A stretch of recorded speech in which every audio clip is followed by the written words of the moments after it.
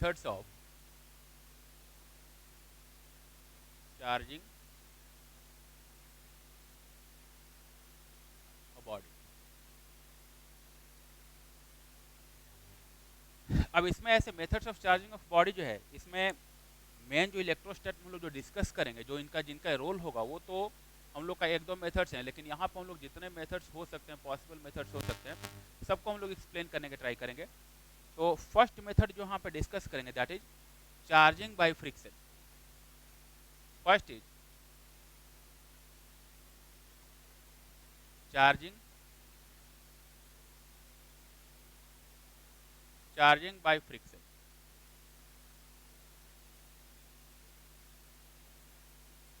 Charging by friction का principal ये होता है कि जब भी हम लोग दो डिफरेंट टाइप के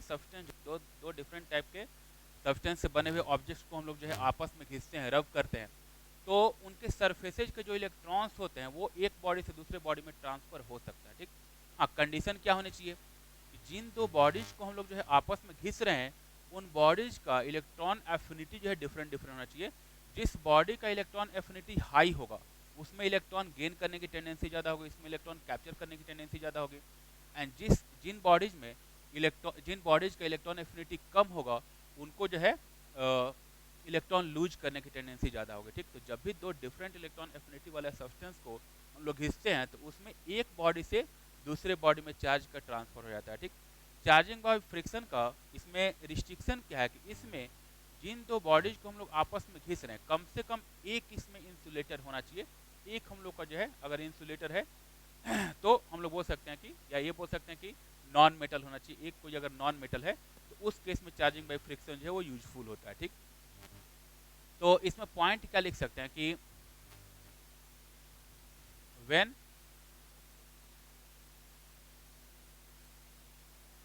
to different bodies are rubbed together,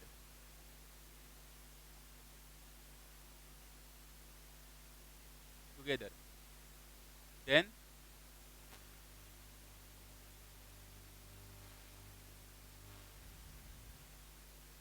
transfer of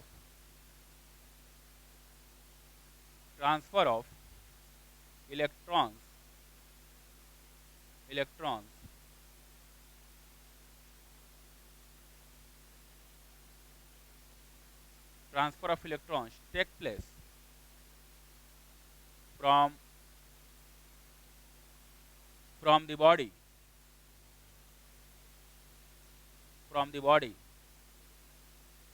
having lower electron affinity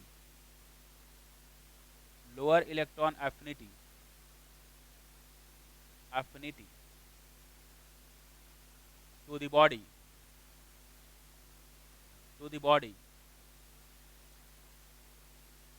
having higher electron affinity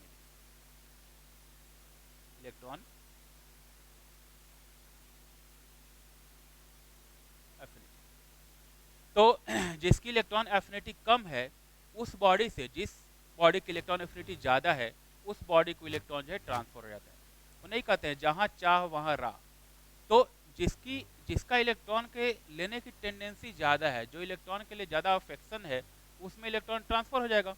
तो हायर इलेक्ट्रॉन एफिनिटी वाला जो है इलेक्ट्रॉन गेन कर लेगा एंड लोअर इलेक्ट्रॉन वाला एफिनिटी जो है वो इलेक्ट्रॉन लूज कर लेगा।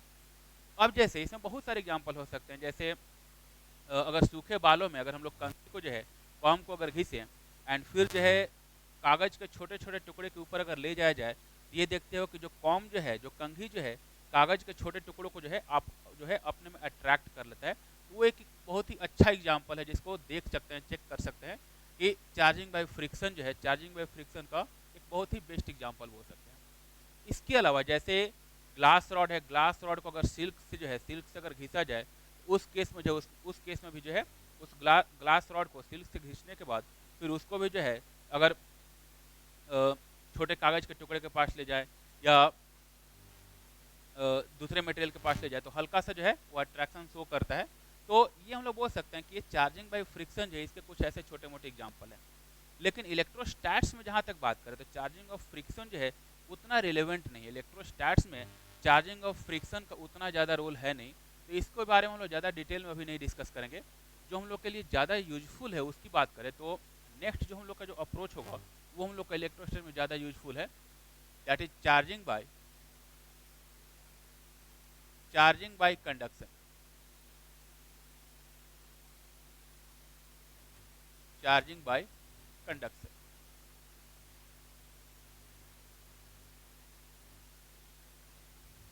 चार्जिंग बाय कंडक्शन जो है ये मेनली कंडक्टर्स के लिए वैलिड होता है। तो चार्जिंग बाय कंडक्शन का मेन थीम क्या है, ठीक, इसमें हम लोग करते क्या है कि अगर मान लो कि किसी कंडक्टर को चार्ज करना है तो एक बॉडी से दूसरे बॉडी को अगर चार्ज करना है तो उन दोनों को कनेक्ट करते हैं। एक बेसिक ऐसे बहुत सारे चार्जिंग बाय कंडक्शन के एग्जाम्पल हो सकते हैं, लेकिन अगर एक बेसिक एग्जाम्पल देखा जाए, मान लो कि एक बॉडी को मुझे चार्ज करना है, एक न्यूट्रल कंडक्टर है, सपोज एक न्यूट्रल कंडक्टर है एंड इसको एक इंसुलेटिंग स्टैंड के ऊपर रख दिया, ठीक। इंसुलेटिंग स्टैंड इसलिए यूज कर रहे हैं ताकि इस पर जो भी चार्ज है वो फ्लो करके कहीं और ना जाए। तो ये हम लोग का न्यूट्रल कंडक्टिंग स्फीयर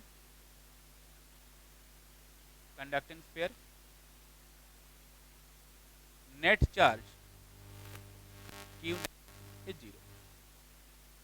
अब इस बॉडी पे मुझे चार्ज प्रोड्यूस करना है, इस बॉडी पे मुझे चार्ज लेके आना है। अब इसको चार्ज करने के लिए मान लो कि एक चार्ज बॉडी यहाँ पे हम लोगों ने पिक किया एंड इसको भी एक इंसुलेटिंग स्टैंड के ऊपर रख दिया, ठीक।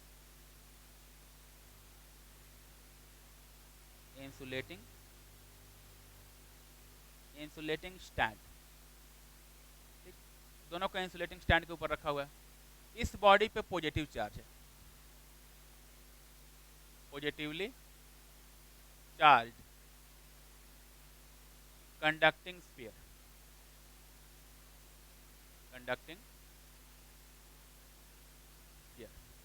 Q नेट इस पे पॉजिटिव है तो पॉजिटिवली चार्ज कंडक्टिंग स्फीयर जो है ये हो गया, ठीक। अब इस स्फीयर का यूज करके, इस चार्ज बॉडी का यूज करके मुझे उस बॉडी को चार्ज करना है। करेंगे क्या हम लोग, ठीक, करना ये होगा कि इन दोनों बॉडी को एक कंडक्टिंग वायर से, या तो इन दोनों बॉडी को डायरेक्टली टच कर दें और नहीं तो इन दोनों बॉडी को एक कंडक्टिंग वायर से कनेक्ट कर दें। तो मान लो कि इन दोनों को एक कंडक्टिंग वायर से मैंने कनेक्ट कर दिया। आफ्टर द कनेक्शन ये सिचुएशन हो गई।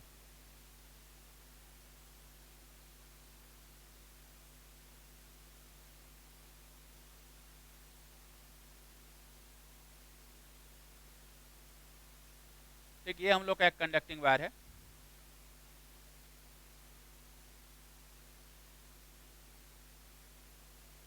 कंडक्टिंग वायर, ठीक। इन दोनों को जैसे ही एक कंडक्टिंग वायर से कनेक्ट करेंगे होगा क्या कि जैसे आगे हम लोग पोटेंशियल के बारे में भी पढ़ेंगे, दोनों के डिफरेंट कंडीशन है। तो जो चार्ज है, जब भी किसी दो बॉडी डिफरेंट पोटेंशियल वाले दो बॉडी को कनेक्ट करते हैं तो चार्ज का फ्लो होता है, ठीक। चार्ज का फ्लो तब तक होते रहता है जब तक दोनों का पोटेंशियल सेम नहीं हो जाता। तो जैसे ही इन दोनों बॉडी को कनेक्ट करेंगे चार्ज का फ्लो होगा, ठीक। अब अगर मैं मान लो ये पूछूं कि यहाँ पे इन दोनों को अगर कनेक्ट किया तो चार्ज जो है पॉजिटिव यहाँ से चार्ज फ्लो करके इसमें गया होगा या इससे चार्ज फ्लो करके इसमें गया होगा, क्या लगता है? तो ऐसे देख के अगर लगे तो लगता है कि ठीक है ये पॉजिटिव चार्ज है, ये न्यूट्रल बॉडी है, दोनों को कनेक्ट किया तो पोटेंशियल डिफरेंस की वजह से क्या होगा कि इस पर कुछ पॉजिटिव चार्ज रह जाएगा, इस पर भी कुछ पॉजिटिव चार्ज आ जाएगा, ठीक। ऐसे किसी को लग सकता है कि चार्ज जो है फ्लो करके इस बॉडी से फ्लो करके उधर गया, लेकिन एक्चुअली ऐसा है नहीं। जब यहाँ पे दोनों पॉजिटिव चार्ज हुए, तो अभी मैंने पहले डिस्कस भी किया था कि जब इन बॉडी इस बॉडी पे जब चार्ज आएगा तो ऐसा नहीं कि यहाँ से पॉजिटिव चार्ज फ्लो करके इसके पास गया, ठीक। चार्ज का ट्रांसफर किसका होता है? इलेक्ट्रॉन का। तो इलेक्ट्रॉन्स के ट्रांसफर हुए होंगे तो बेसिकली क्या होगा, यहाँ पे इलेक्ट्रॉन्स की डिफिशियंसी है। ये जो बॉडी है इलेक्ट्रॉन्स जो है इसके पास इलेक्ट्रॉन्स का डिमांड है, ठीक। तो जैसे ही इनको कनेक्ट करेंगे ये बॉडी क्या करेगा, यहाँ से इलेक्ट्रॉन पुल करेगा, ठीक। यहाँ से इलेक्ट्रॉन पुल करने का ट्राई करेगा तो इससे जो है इलेक्ट्रॉन जो है शिफ्ट होकर इसके पास गए होंगे। तो यहाँ से चार्ज का फ्लो जो होगा इस बॉडी में हुआ होगा, इलेक्ट्रॉन्स का फ्लो ऐसे हुआ होगा, ठीक। इलेक्ट्रॉन्स जो है ऐसे फ्लो करके चल गए, ठीक। This is flow of electrons, flow of electrons. ठीक, अब जब ये सिचुएशन आया तो अब जब इन दोनों बॉडी पे चार्ज आ गया, इसके बाद क्या करेंगे, ये जो कंडक्टिंग वायर यहाँ पे हम यूज किए हैं, इस कंडक्टिंग वायर को कट कर देंगे। एंड जैसे ही ये कंडक्टिंग वायर कट करेंगे, कट करते ही क्या होगा कि इस पर भी पॉजिटिव चार्ज रह गया, इस पर भी पॉजिटिव चार्ज हो गया, यानी कि दोनों बॉडी जो है वो पॉजिटिवली चार्ज हो गया। After after this remove remove the conducting wire, इस वायर को रिमूव कर देंगे।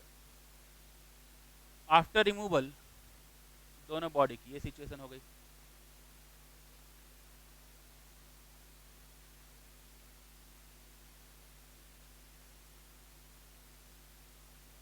तो ये हम लोग का दोनों बॉडी चार्ज हो गया, यानी कि यहाँ से हम लोग ये देख सकते हैं कि एक चार्ज बॉडी जो है इस बॉडी से दूसरी बॉडी को भी चार्ज किया जा सकता है।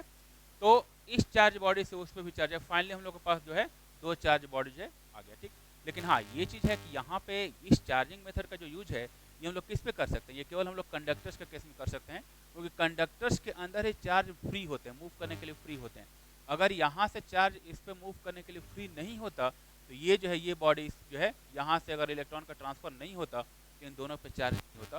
तो ये जो मेथड है किसके लिए वैलिड होगा, फॉर कंडक्टर्स ओनली। कंडक्टर्स को जो है इस मेथड से चार्ज कर सकते हैं। ठीक, इसमें ये भी बोल सकते हैं कि अगर इस कंडक्टर के बजाय सिंपली अगर इन दोनों बॉडी को टच भी कर दें तो टच करने पे क्या होगा कि ये जो है वो भी दोनों उस केस में जो होगा इलेक्ट्रॉन का इस बॉडी से इस बॉडी में इलेक्ट्रॉन का ट्रांसफर होगा एंड फिर अगेन जो है दोनों बॉडी पे चार्ज आ जाएगा। ठीक, तो ये हम लोग का प्रोसेस हुआ चार्जिंग बाय कंडक्शन का। ठीक, नेक्स्ट मेथड पे जाते हैं।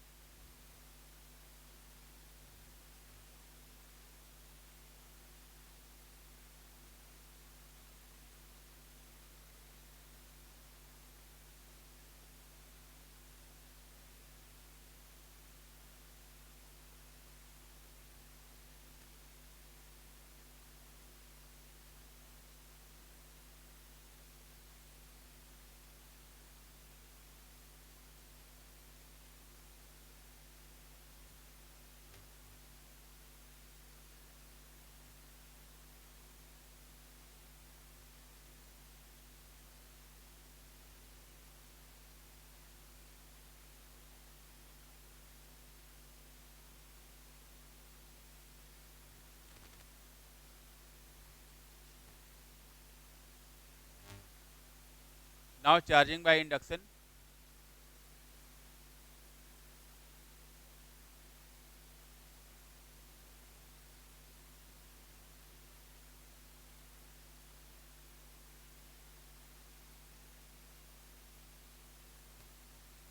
चार्जिंग बाय इंडक्शन जो है इसका पॉइंट ये है कि जैसे इस मेथड के थ्रू अगर किसी बॉडी को चार्ज करते हैं तो उस बॉडी को कनेक्ट करने की रिक्वायरमेंट नहीं होती। ऐसा नहीं है कि जैसे चार्जिंग बाय कंडक्शन में क्या था कि जिस बॉडी से दूसरे बॉडी को चार्ज कर रहे हैं उन दोनों को कनेक्ट करना जरूरी था। चार्जिंग बाय इंडक्शन में क्या कि विदाउट कनेक्टिंग द बॉडी हम लोग दूसरे बॉडी को चार्ज कर सकते हैं बाय इंडक्टिव इफेक्ट, उस पर चार्ज इंड्यूस करके। ठीक, तो प्रोसेस ये है कि जैसे मान लो कि सपोज ये हम लोग का एक कंडक्टिंग स्फीयर है, न्यूट्रल कंडक्टिंग स्फीयर है, इसको मुझे चार्ज करना है। ठीक, इसको जो है एक न्यूट्रल ये जो है इसको एक इंसुलेटिंग स्टैंड पर रख दिया।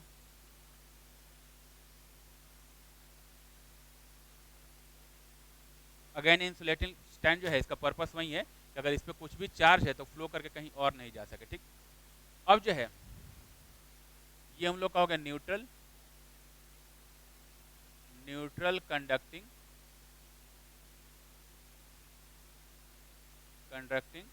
स्फीयर। ठीक है, neutral conducting sphere. Neutral conducting sphere means Q net is.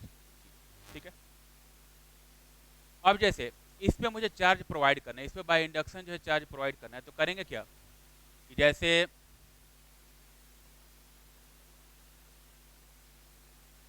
और सपोज इस पे मुझे चार्ज कुछ प्रोवाइड करना है तो एक दूसरा चार्ज बॉडी इसके पास में लेके आते हैं। ठीक, सपोज इस पे जो है पॉजिटिव चार्ज है। अब होगा क्या कि ये पॉजिटिव चार्ज जब इसके पास आएगा तो बेसिकली होगा क्या कि ये पॉजिटिव चार्ज जो है इसके अंदर जो भी इलेक्ट्रॉन्स होंगे उनको आपस में अपनी तरफ जो है पुल करने का ट्राई करेगा। ठीक, इलेक्ट्रॉन्स को जब अपनी तरफ पुल किया तो अब इसका जो सिचुएशन है थोड़ा सा कन्वर्ट होके ऐसे आ जाएगा। मान लो कि नेक्स्ट अगर इसका डायग्राम ड्रॉ करें, नेक्स्ट स्टेप ड्रॉ करें,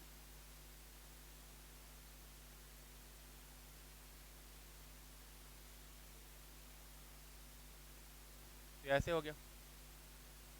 इधर से इलेक्ट्रॉन्स का शिफ्टिंग इधर हुआ, ये इलेक्ट्रॉन्स जो होंगे सरफेस के इस साइड आके एक्यूमुलेट होते जाएंगे, ठीक। तो इधर सरफेस के लेफ्ट साइड एक्यूमुलेशन हुआ, एंड अगर इलेक्ट्रॉन्स का शिफ्टिंग इधर से इधर होगा तो यहाँ पे पॉजिटिव चार्ज आ जाएगा, ठीक। अगेन अभी भी बोल सकते हैं कि इस पर नेट चार्ज कितना है, क्यू नेट इज 0, अभी भी ये बॉडी न्यूट्रल है, बस चार्जेज का शिफ्टिंग हुआ है, ठीक। चार्ज जो है एक साइड से दूसरे साइड शिफ्ट हो गया, ठीक। अब यहाँ से इस बॉडी को चार्ज करने का मेथड स्टार्ट होगा कि जब एक बार इंडक्शन की वजह से चार्ज इंड्यूस हो गया, इस पर चार्ज जब इंड्यूस होगा, अब जैसे मान लो कि इसको मैं निगेटिव, इस बॉडी को अगर मैं निगेटिवली चार्ज बनाने का ट्राई कर रहा हूँ, तो क्या करना होगा, निगेटिव चार्ज रखने के लिए इस पॉजिटिव चार्ज को न्यूट्रलाइज करना होगा, एंड यहाँ पे इसको न्यूट्रलाइज करने के लिए हम लोग अर्थिंग का यूज करते हैं, ठीक। यानी कि जिस चार्ज को मुझे न्यूट्रलाइज करना है, जिस साइड के चार्ज को न्यूट्रलाइज करना है, उसको हम लोग अर्थ कर देते हैं, ठीक। तो इसको जो है, इस साइड को जो है मैंने अर्थिंग कर दिया।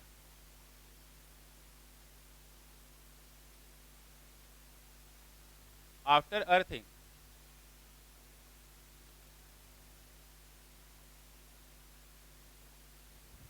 इसकी सिचुएशन ये है,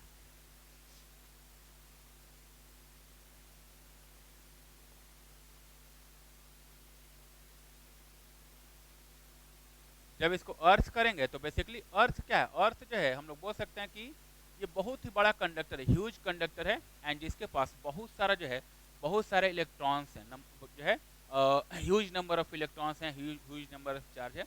यानी कि कितना भी चार्ज अर्थ सप्लाई कर सकता है और कितना भी चार्ज अर्थ जो है विड्रॉ कर सकता है, ठीक। तो जैसे ही इसको जो है इस सरफेस को अर्थ से कनेक्ट किए, अगेन इन दोनों के बीच में पोटेंशियल डिफरेंस होगा, एंड पोटेंशियल डिफरेंस होने की वजह से चार्ज का फ्लो होगा। तो अर्थ क्या करेगा कि इलेक्ट्रॉन सप्लाई करके इधर के चार्ज को न्यूट्रल कर दिया, एंड जैसे इधर का चार्ज न्यूट्रल हुआ, ये चार्ज न्यूट्रल हुआ, अब इस बॉडी में एक्स्ट्रा इलेक्ट्रॉन आ चुके हैं, अर्थ की वजह से एक्स्ट्रा इलेक्ट्रॉन आ चुके हैं, यानी कि ये बॉडी जो है, ये बॉडी नेट निगेटिवली चार्ज हो गया, एंड जैसे ही इस पर नेट निगेटिव चार्ज हुआ, अर्थिंग को रिमूव कर दिया, ठीक। रिमूव दी अर्थिंग,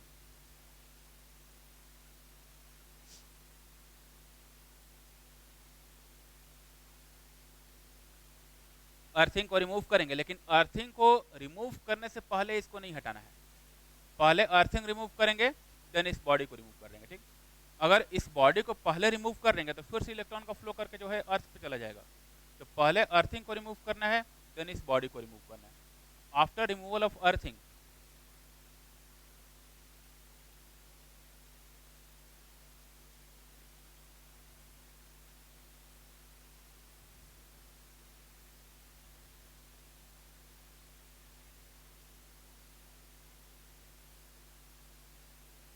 ये सिचुएशन हुआ, and then remove the inducing body, जो चार्ज इंड्यूस कर रहा है, इसको हम लोग इंड्यूसिंग बॉडी बोल रहे हैं, तो चार्ज इंड्यूस वाले करने वाले बॉडी को रिमूव कर दिया, तो रिमूव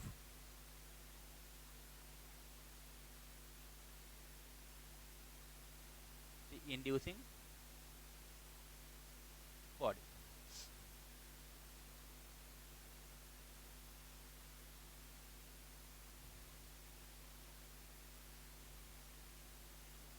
तो ये जो है, ये इस पे जो है फाइनली निगेटिव चार्ज आ गया। ऐसे जो है इस बॉडी को बाय इंडक्शन जो है, ऐसे हम लोग इस बॉडी पे चार्ज लाए कि पहले क्या किया कि इस पे चार्ज इंड्यूस किया, फर्स्ट स्टेप में क्या किए कि चार्ज इंड्यूस किए, नेक्स्ट स्टेप में क्या किया कि इसको अर्थ करके एक साइड के चार्ज को न्यूट्रलाइज किए, थर्ड स्टेप में क्या किया कि अर्थिंग को जो है, अर्थिंग को रिमूव कर दिया, अर्थिंग को रिमूव कर दिया तो इसमें नेट कुछ चार्ज रह गया, एंड तब जो इंड्यूसिंग बॉडी है उसको रिमूव कर दिए, तो फाइनली हम लोग के पास ये बॉडी आ गया, ठीक। ऐसे ही हम लोग चाहे अगर अर्थिंग हम लोग यहाँ पे करते तो यहाँ से निगेटिव चार्ज पास करके अर्थ के पास जाता, यानी कि इस बॉडी पे नेट पॉजिटिव चार्ज हो जाता, एंड फिर अर्थिंग रिमूव करते तो फिर फाइनली ये बॉडी जो होता वो पॉजिटिवली चार्ज हो जाता। यानी कि बाय इंडक्शन जो है किसी बॉडी को पॉजिटिवली चार्ज या निगेटिवली चार्ज दोनों ऑप्शन है, दोनों में से कुछ भी हम लोग कर सकते हैं, ठीक। तो ये जो है ये हम लोग का एक एग्जाम्पल हुआ चार्जिंग बाय इंडक्शन का। तो एग्जाम्पल 1 ये हुआ। इसके अलावा एक दूसरा भी एग्जाम्पल है, उसको भी हम लोग देखने का ट्राई करते हैं।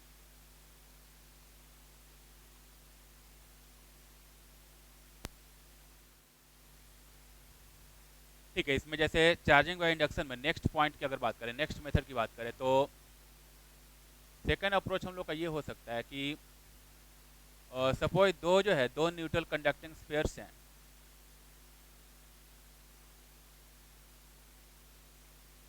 इन दोनों को सपोज चार्ज करना, ठीक, बोथ आर न्यूट्रल,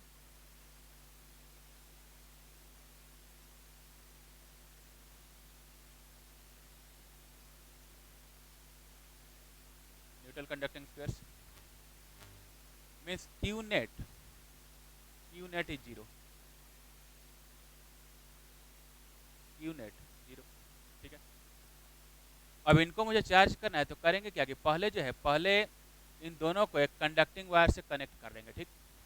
तो इन दोनों को एक कंडक्टिंग वायर से कनेक्ट किया, तो ये हो गया हम लोग का conducting wire,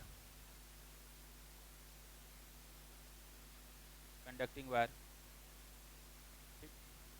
after the connection, अभी है कि दोनों का चार्ज अगर जीरो है तो उसमें कंडक्टिंग वायर से कनेक्ट भी करेंगे तो चार्ज का फ्लो नहीं होगा, क्योंकि दोनों न्यूट्रल बॉडी है, कोई पोटेंशियल डिफरेंस नहीं है, तो अभी चार्ज का फ्लो नहीं हो रहा है, ठीक। अब क्या करेंगे कि इन पे चार्ज हम लोग इंड्यूस करेंगे, इंड्यूस करने के लिए एक इंड्यूसिंग बॉडी को लाना पड़ेगा, तो एक इंड्यूसिंग बॉडी इसमें इंट्रोड्यूस किया,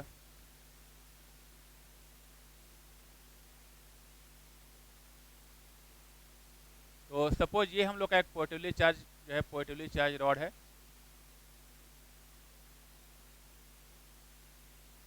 इसको इसके पास लेके आए, ठीक। इससे होगा क्या, अब जैसे ही इस पॉजिटिवली चार्ज रॉड को इसके पास लेके आएंगे, ये इलेक्ट्रॉन्स को अपनी तरफ पुल करेगा, ठीक। इलेक्ट्रॉन्स पुल किया तो बेसिकली होगा क्या कि ये जब इसके इलेक्ट्रॉन्स को पुल करेगा, जब यहाँ के इलेक्ट्रॉन शिफ्ट होकर इधर आएंगे तो इधर के इलेक्ट्रॉन शिफ्ट होकर यहाँ पे आएंगे, फिर इधर के इलेक्ट्रॉन शिफ्ट होकर यहाँ पे आएगा, तो फाइनल सिचुएशन अगर देखा जाए चार्ज का फ्लो जो है ऐसे होगा, इलेक्ट्रॉन्स का शिफ्टिंग इधर होगा, तो फाइनल सिचुएशन ये होगा कि ये जो सरफेस है इस सरफेस पे निगेटिव चार्ज आ जाएगा, ठीक। एंड ये जो सरफेस है इस सरफेस पे पॉजिटिव चार्ज आ गया, ठीक। तो इस ये जो है ये इंड्यूसिंग रॉड की वजह से क्या हुआ कि चार्ज इन दोनों पे इंड्यूस हो गया, ठीक। तो चार्ज को खींचा, चार्ज को इसने अट्रैक्ट किया, नेगेटिव चार्ज को अट्रैक्ट किया, तो इधर से नेगेटिव चार्ज फ्लो करके इधर गया, जब इधर पे पॉजिटिव चार्ज आया तो ये उधर से नेगेटिव चार्ज को पुल किया, तो फाइनली उधर पॉजिटिव चार्ज एंड इधर नेगेटिव चार्ज।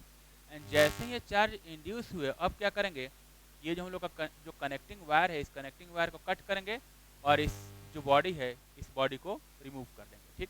तो now first remove the connecting wire and then remove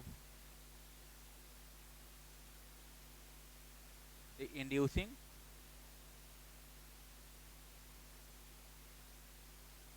body। इस कनेक्टिंग वायर को पहले कट किया एंड देन इसको रिमूव किया, ठीक। ये ध्यान रहे, ये स्टेप, ये सीक्वेंस जरूरी है, क्योंकि अगर हम लोग इसको पहले रिमूव कर देंगे तो फिर से चार्ज जो है दोबारा से फ्लो करके उधर चला जाएगा, ठीक। तो चार्ज दोबारा से उधर फ्लो करके ना जाए इसलिए पहले इसको कट करना है एंड देन इसको रिमूव करना है, एंड तब फाइनल सिचुएशन ये होगा कि ये जो स्फीयर है ये स्फीयर हम लोग का निगेटिवली चार्ज हो जाएगा एंड ये जो स्फीयर है ये हम लोग का पॉजिटिवली चार्ज हो जाएगा, ठीक। तो एक स्फीयर हम लोग का निगेटिवली चार्ज हो गया एंड दूसरा स्फीयर जो हम लोग का पॉजिटिवली चार्ज हो गया। तो ये हम लोग का सेकंड अप्रोच हुआ, जिसमें चार्जिंग बाय इंडक्शन से हम लोग चाहें तो इक्वल एंड अपोजिट चार्ज की दो बॉडी जो है फॉर्म कर सकते हैं, एक पे अगर प्लस क्यू है तो दूसरे पे माइनस क्यू का चार्ज जो है प्रोवाइड किया जा सकता है, ठीक। तो ये हम लोग का जो है दूसरा चार्जिंग बाय इंडक्शन का एक मेथड हुआ, ठीक है। आगे बढ़ते हैं इसमें।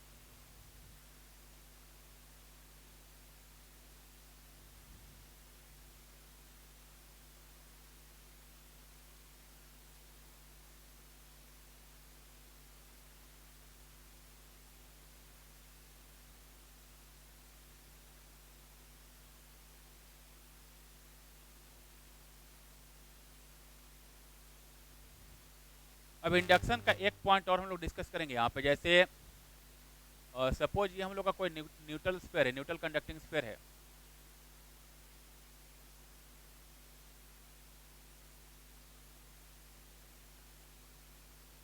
न्यूट्रल कंडक्टिंग स्फीयर,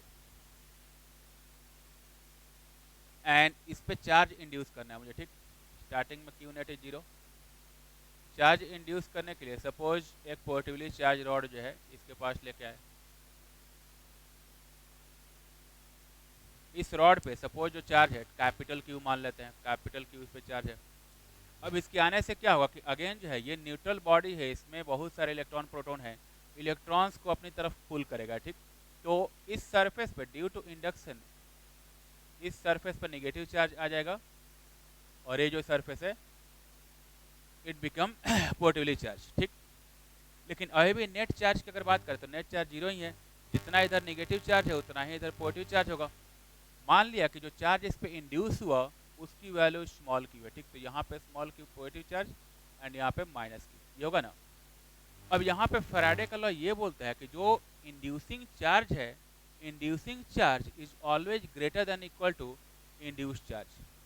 ऑब्वियस सी बात है कि इसकी वजह से, इस चार्ज की वजह से इस पे चार्ज इंड्यूस हुआ, ठीक। तो इसके इफेक्ट की वजह से अगर इस पे इंड्यूस हो रहा है तो ये जो इसकी जो वैल्यू है हमेशा इससे लेस या इसके इक्वल होगी। तो inducing charge is always greater than equal to induced charge, ठीक। तो फर्स्ट पॉइंट ये है। तो according to Faraday, according to Faraday,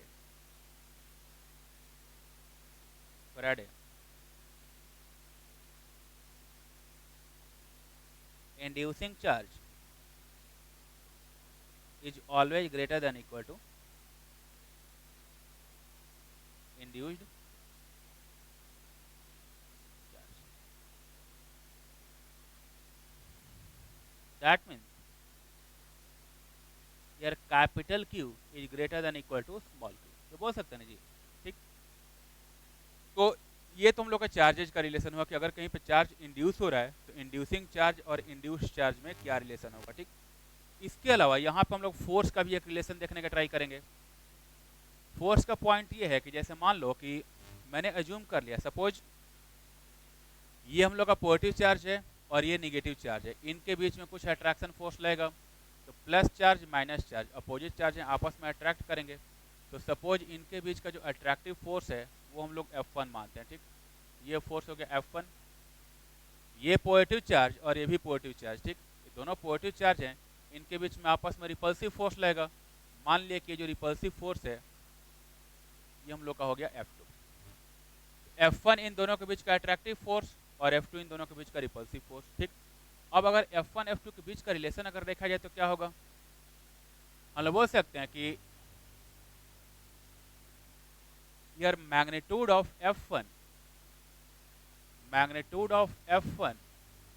will be always greater than magnitude of F2। कैसे बोल सकते हैं जी, पॉइंट ये है कि जैसे यहाँ पे क्या है कि जो निगेटिव चार्ज है और जो पॉजिटिव चार्ज है दोनों की वैल्यू सेम है। अब इनके इसके बीच इंटरेक्शन और इसके इसके बीच का इंटरेक्शन देखना है। अब इंटरेक्शन में जब दो चार्ज पार्टिकल आपस में इंटरेक्ट करते हैं तो उन दोनों के बीच जो सेपरेशन है उसका भी अपना एक रोल होता है। जो हम लोग फॉर्मूला पढ़ते हैं कि अगर दो चार्ज पार्टिकल Q1 Q2 है एंड उनके बीच में अगर सेपरेशन R है तो उनके बीच में फोर्स क्या होता है K Q1 Q2 by R square. तो सेपरेशन जो है सेपरेशन के स्क्वायर के इन्वर्सली प्रोपोर्शनल होता है, यानी कि जितना सेपरेशन कम होगा उतना ही फोर्स ज़्यादा होगा। तो चूँकि ये चार्ज और ये चार्ज इनके बीच में सेपरेशन कम है तो इनके बीच में फोर्स ज़्यादा होगा, इनके बीच में सेपरेशन ज़्यादा है तो इनके बीच में फोर्स की वैल्यू कम होगी। तो ये अट्रैक्टिव फोर्स ज़्यादा होगा और रिपल्सिव फोर्स कम होगा, यानी कि नेट क्या होगा, नेट अट्रैक्टिव फोर्स होगा, ठीक। तो that means net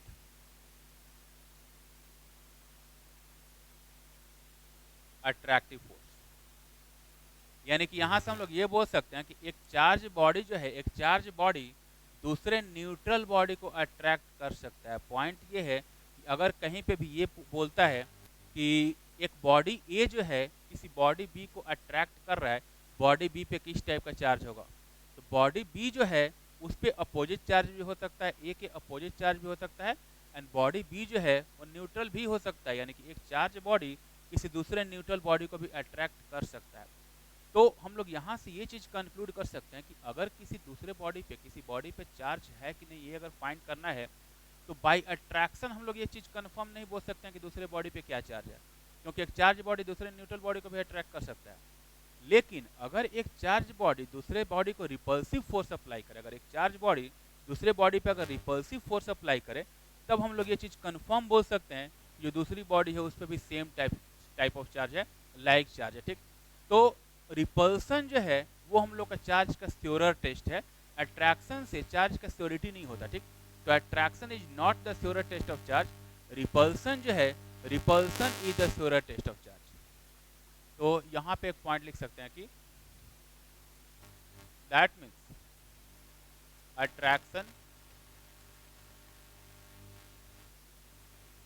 attraction is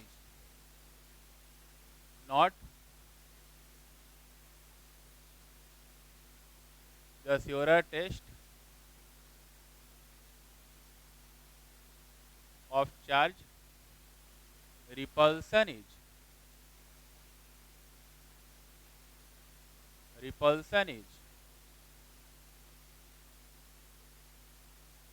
the surer test of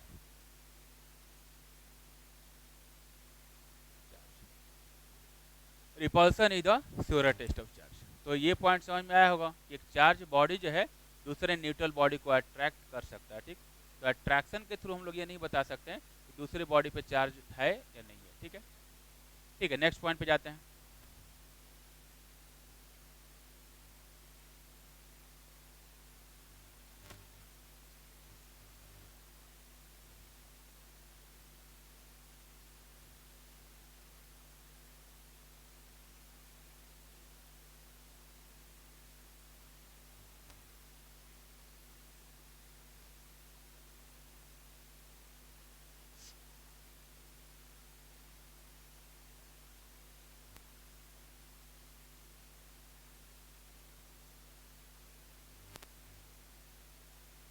Next method is charging by photoelectric effect. Photoelectric effect.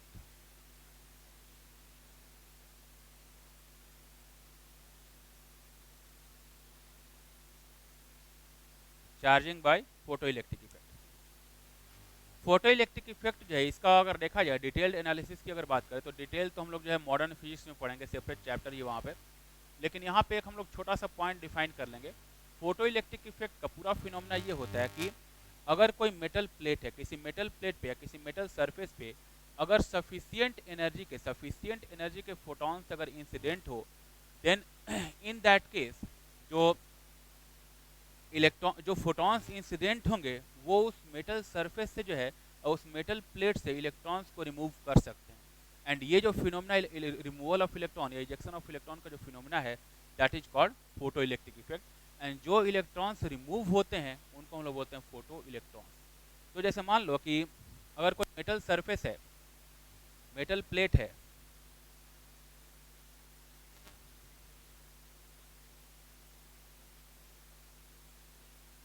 ये सपोज एक मेटल प्लेट है एंड इससे इलेक्ट्रॉन्स मुझे रिमूव करना है। ठीक, तो इस पे सफिशियंट एनर्जी के फोटॉन्स जो हैं इस पे इंसिडेंट कर दिए।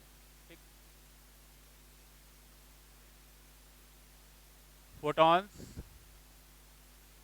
फोटॉन्स हैविंग सफिशियंट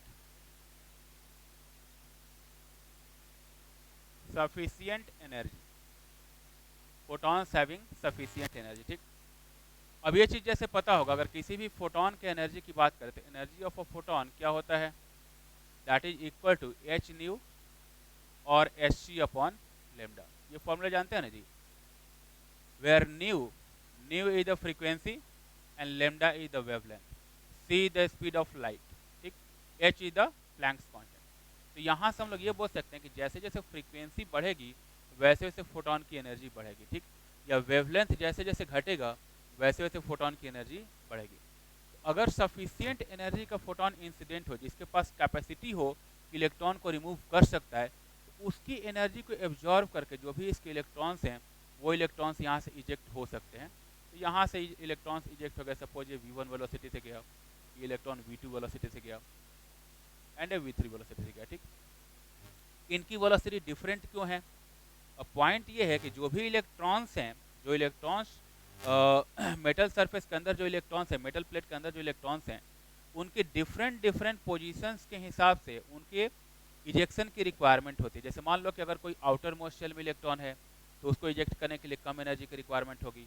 कोई इनर शेल में इलेक्ट्रॉन है उसको इजेक्ट करने के लिए ज़्यादा एनर्जी की रिक्वायरमेंट होगी। तो सपोज ये जो इलेक्ट्रॉन है इसको इजेक्ट होने के लिए 20 इलेक्ट्रॉन वोल्ट की रिक्वायरमेंट है एंड इसको इजेक्ट होने के लिए 25 इलेक्ट्रॉन वोल्ट की रिक्वायरमेंट है।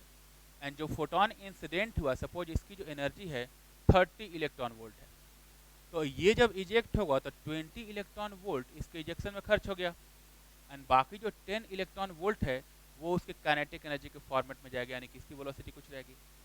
इसको इजेक्ट होने के लिए 25 इलेक्ट्रॉन वोल्ट खर्च हुआ, यानी कि 5 इलेक्ट्रॉन वोल्ट बचा एंड 5 इलेक्ट्रॉन वोल्ट बचा तो उसके करस्पॉन्डिंग इसकी वेलोसिटी कुछ होगी।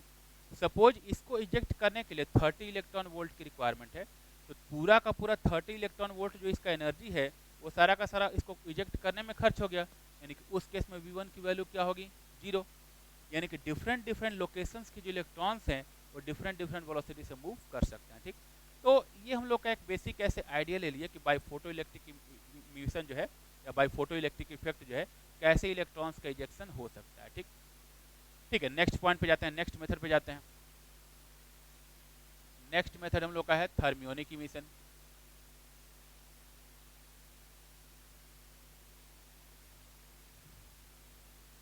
थर्मियोनिक इमिशन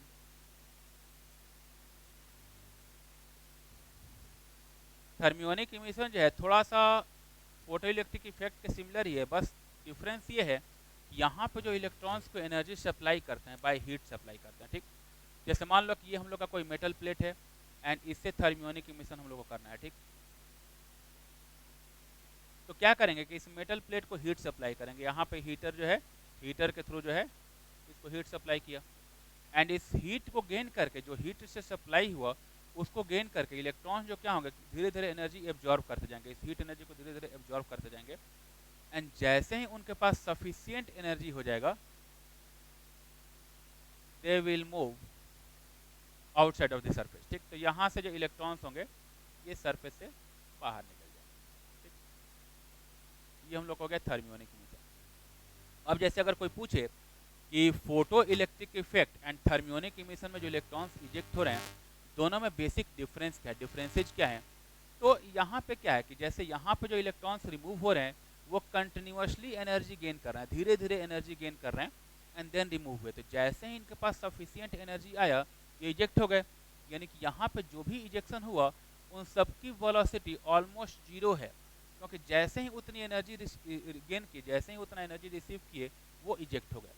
लेकिन यहाँ पे क्या है कि यहाँ पे एनर्जी एक ही बार में उनको मिल रहा है। ठीक, तो अगर वो एनर्जी उनके इजेक्शन से रिक्वायर्ड एनर्जी से ज़्यादा है तो वो कुछ वेलोसिटी से बाहर निकलेंगे, यानी कि यहाँ पे इलेक्ट्रॉन्स का जो इजेक्शन होगा डिफरेंट डिफरेंट वेलोसिटी से होगा, लेकिन यहाँ पे जो इलेक्ट्रॉन्स का इजेक्शन होगा सबकी वेलोसिटी ऑलमोस्ट क्या रहेगी? ऑलमोस्ट 0 रहेगी। ठीक, तो यहाँ पे हर एक इलेक्ट्रॉन की वेलोसिटी ऑलमोस्ट 0 रहेगी। तो this is the difference, basic difference between photo electric emission and thermionic emission. ठीक है, नेक्स्ट मेथड पे जाते हैं। नेक्स्ट जो इलेक्ट्रॉन का इजेक्शन का मेथड है दैट इज बाय अप्लाइंग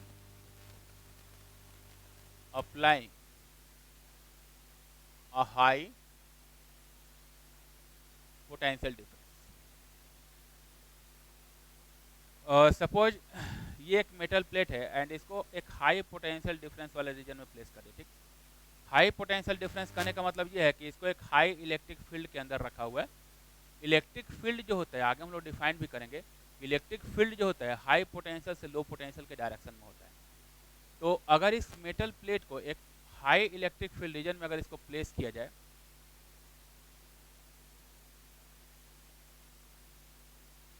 ये हम लोग का इलेक्ट्रिक फील्ड हो गया, इलेक्ट्रिक फील्ड को कैपिटल ई से रिप्रेजेंट करते हैं।